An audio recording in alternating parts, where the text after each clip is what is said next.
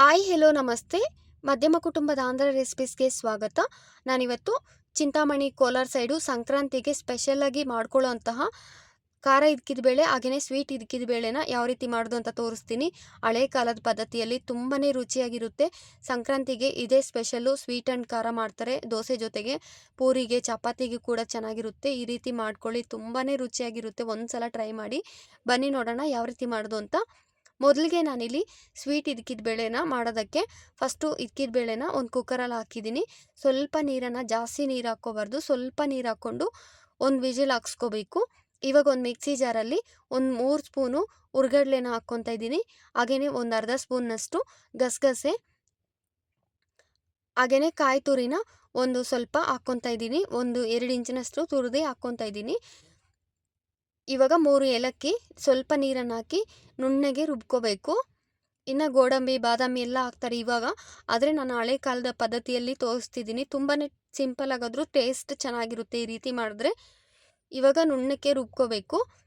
ಇವಾಗ ಬೆಲ್ಲನ ಕರಗಿಸ್ಕೊಳ್ಳೋಕ್ಕೆ ಸ್ವೀಟ್ಗೆ ನೋಡಿಕೊಂಡು ನೀವು ಎಷ್ಟು ಹಾಕ್ಕೊಂಡ್ರೆ ಅಷ್ಟು ಹಾಕ್ಕೋಬೋದು ಬೆಲ್ಲನ.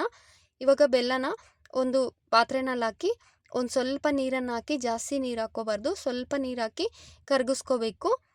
ಇವಾಗ ಒಂದು ವಿಜಲ್ ಹಾಕಿಸಿದ್ಮೇಲೆ ನುಣ್ಣಕ್ಕೆ ಬೆಂದಿರಬೇಕು ಬೇಳೆ. ಸ್ವಲ್ಪ ನುಣ್ಣಗೆ ಬೆಂದ್ರೇ ಚೆನ್ನಾಗಿರೋದು, ಈ ರೀತಿ ಬೇಯಬೇಕು ಬೇಳೆ.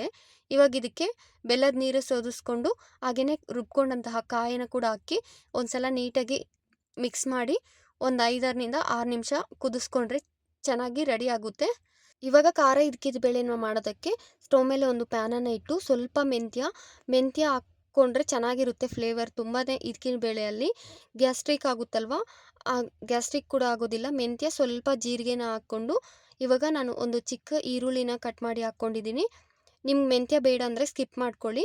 ಹಾಗೆಯೇ ಒಂದು ಸ್ವಲ್ಪ ಎಣ್ಣೆನ ಹಾಕಿ, ಹಾಗೆಯೇ ಒಂದು ಅರ್ಧ ಗಡ್ಡೆ ಬೆಳ್ಳುಳ್ಳಿ ಹೆಸಳನ್ನು ಹಾಕ್ಕೊಂಡಿದ್ದೀನಿ. ಒಂದು ಸ್ವಲ್ಪ ಶುಂಠಿನ ಕೂಡ ಹಾಕಿದ್ದೀನಿ. ಇವಾಗ ಇದನ್ನು ಸ್ವಲ್ಪ ಫ್ರೈ ಮಾಡ್ಕೋಬೇಕು. ಇದು ಒಂದು ಸ್ವಲ್ಪ ಫ್ರೈ ಆದಮೇಲೆ ನಾನಿಲ್ಲಿ ಒಂದು ದೊಡ್ಡ ಸೈಜು ಟೊಮೊಟೊನ ಕಟ್ ಮಾಡಿ ಹಾಕ್ಕೊಂಡಿದ್ದೀನಿ. ಟೊಮೊಟೊ ಕೂಡ ಅಷ್ಟೇ ಒಂದು ಸ್ವಲ್ಪ ಮೆತ್ತಗಾಗೋವರೆಗೂ ಫ್ರೈ ಮಾಡ್ಕೋಬೇಕು. ಇವಾಗ ಈ ರೀತಿ ಫ್ರೈ ಮಾಡಿಕೊಂಡು ತಣ್ಣಗಾಗಕ್ಕೆ ಬಿಡಬೇಕು.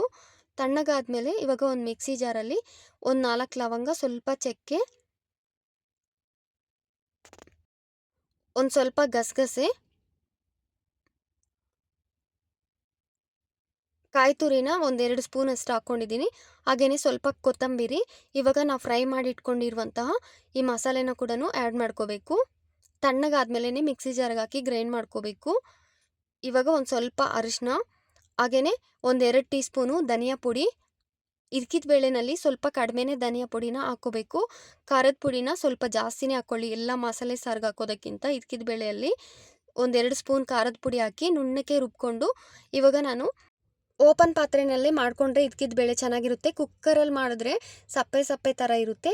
ಇವಾಗ ಒಂದು ಪಾತ್ರೆಯಲ್ಲಿ ನಾನು ಇದ್ಕಿದ ಬೇಳೆ ಹಾಕಿ ರುಬ್ಬಿಟ್ಕೊಂಡಿರುವಂತಹ ಖಾರ ಕೂಡ ಹಾಕ್ಬಿಟ್ಟು, ರುಚಿಗೆ ತಕ್ಕಷ್ಟು ಉಪ್ಪು, ನೀರು ಎಷ್ಟು ಬೇಕೋ ಅಷ್ಟು ಹಾಕ್ಕೊಂಡು ನೀಟಾಗಿ ಇದನ್ನು ಮಿಕ್ಸ್ ಮಾಡಿ ಮೀಡಿಯಮ್ ಫ್ಲೇಮ್ನಲ್ಲೇ ಚೆನ್ನಾಗಿ ಕುದಿಸ್ಕೋಬೇಕು ಬೇಳೆ ಬೇಯೋವರೆಗೂ. ಕೆಲವೊಬ್ಬರು ಬೇಳೆ ನುಣ್ಣಗೆ ಆಗಿದ್ದರೆ ಇಷ್ಟಪಡ್ತಾರೆ, ಕೆಲವೊಬ್ಬರು ಬೇಳೆ ಇದ್ರೇ ಇಷ್ಟಪಡ್ತಾರೆ. ನಿಮ್ಗೆ ಯಾವ ರೀತಿ ಬೇಕೋ ಆ ರೀತಿ ನೀವು ಬೇಯಿಸ್ಕೋಬೋದು. ಈ ಒಗ್ಗರಣೆ ಮೇನ್ ಫ್ಲೇವರು ಇದ್ಕಿದ ಬೇಳೆಯಲ್ಲಿ ಲಾಸ್ಟಲ್ಲಿ ಈ ರೀತಿ ಒಗ್ಗರಣೆ ಮಾಡಿದ್ರೇ ಚೆನ್ನಾಗಿರೋದು. ಸೇಮ್ ಹಳೆ ಪದ್ಧತಿಯಲ್ಲಿ ತೋರಿಸಿದ್ದೀನಿ, ತುಂಬಾ ರುಚಿಯಾಗಿರುತ್ತೆ. ನೋಡಿ, ಖಾರದ ಇದ್ಕಿದ ಬೇಳೆ ಈ ರೀತಿ ಮಾಡ್ತೀವಿ ನಮ್ಮ ಸೈಡು, ತುಂಬ ಟೇಸ್ಟಿಯಾಗಿರುತ್ತೆ.